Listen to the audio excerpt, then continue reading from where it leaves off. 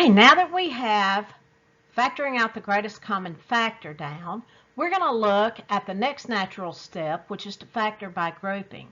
This will involve taking out the greatest factor not once, but twice, sometimes even more. Some polynomials have only a greatest common factor of 1.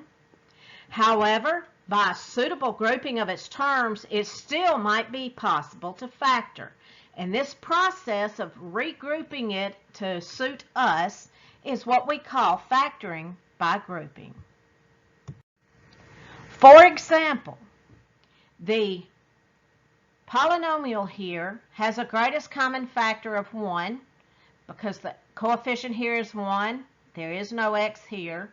So the greatest common factor of all 4 terms will be 1. But if I take my choice and I group the first 2 together, now let me give you a word of caution. Never group around a minus sign if you're just beginning. Change that to plus negative, because many students will miss their signs and tell me something's prime because they tried to group around a minus sign. So I'm going to change that to plus negative 2x, and then I'm going to group the front 2 terms and the back 2 terms. Now look at the front 2 terms. I now have a common factor. I have a common factor of x squared. And when I divide that out, that leaves me with x plus 5. In the back parentheses, I have a common factor. I'm going to call it negative 2. I want to take out the negative because I know I want to be left with positives in parentheses. So negative 2 divided by negative 2 is positive 1x. Negative 10 divided by negative 2 is a positive 5. Now look at what I'm left with. I have parentheses, the exact identical parentheses in both terms. By the way, this is still an addition problem, and I have 2 terms, front term and a back term. I have a common factor in each of those terms of x plus 5, so I'm going to factor him out. And to divide him out, I open parentheses and divide him out, and that leaves me with x squared plus negative or minus 2. I was able to turn this addition problem into a multiplication problem. I have now factored it completely.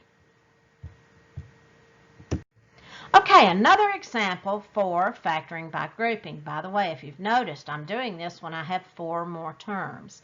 That is how I factor when I have 4 more terms. Because it's a plus sign, I'm not worried about anything, so I just group my front 2, group my back 2. Does this grouping always work? No, but it's almost always the first one I try. So I look at the front 2 terms. They have an m in common. And when I divide it out, I'm left with 1p squared plus 7. And in the back 2 terms, 3 and 21 have 3 in common, so I'm going to divide the 3 out. 3 divided by 3 is 1, and 21 divided by 3 is 7. Now, notice, I have not officially factored anything because I still have an addition problem. But I have gotten it down to 2 terms instead of 4, and I have a common factor.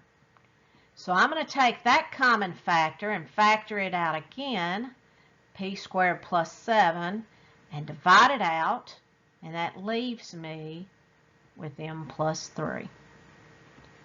Now I have a multiplication problem, and I have factored completely. Our last example is one that I want to show you because it has a couple of tricks in it that if you're not familiar with, you won't have a clue how to go about solving it. If I try to group, and I change that to plus negative because Ms. Harold told me not to group around a minus sign, but when I do that, my greatest common factor in each parentheses is 1. So I write prime on my paper, and it comes back with this huge red X. It's not prime. But Ms. Harold, the greatest common factors were 1. Yes, but not every problem comes set up so that I can group the front and the back. So I get out my eraser and I erase and I start over. So I'm going to look for something that I can obviously see, and I see a 2 here and a 2 here. So if I group those two terms together, I'm guaranteed to have a common factor. So I'm going to group the 2y squared with the minus 2z. Plus, then I'm going to go through and see who's left. I've got az minus ay squared. I'm already feeling better about it because I see both of these guys have an a, both of these guys have a 2. I'm going to be able to factor, at least to begin with. Okay, so I'm going to factor out a 2. That leaves me y squared minus z plus factor out an a. That leaves me with z minus y squared. Now I arrive at a new problem because my parentheses are not identical. 3 minus 5 and 5 minus 3 are not the same number. They're opposites, but they're not the same number.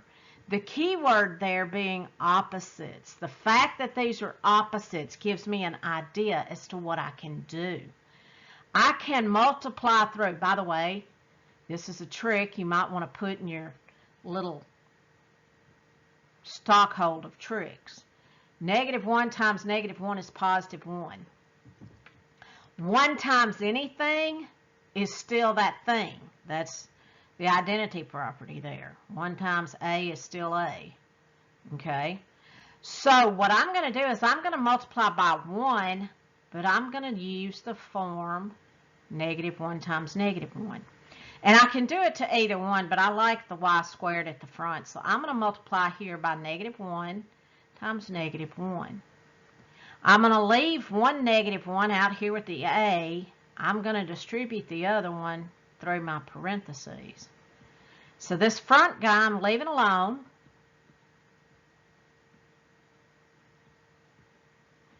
Now I'm going to turn that into a -a or a minus a. And I want the y squared up front, so I'm still going to distribute, but I'm going to write them, well, I'll do it in 2 steps. So that's going to be -z plus y squared. Now, like I say, I want that positive y squared in the front. So I'm going to copy that front guy back down. Minus a. And I'm going to use the commutative property, play ring around the plus sign here. And change that around to y squared plus negative or minus z. Now, I do have a common factor. So I'm going to factor that common factor out, y squared minus z. And when I divide him out, that leaves me with 2 in the front, minus a in the back. Now, I have a multiplication problem, and I have factored completely. Just a nice, neat little trick there that I have frequently used.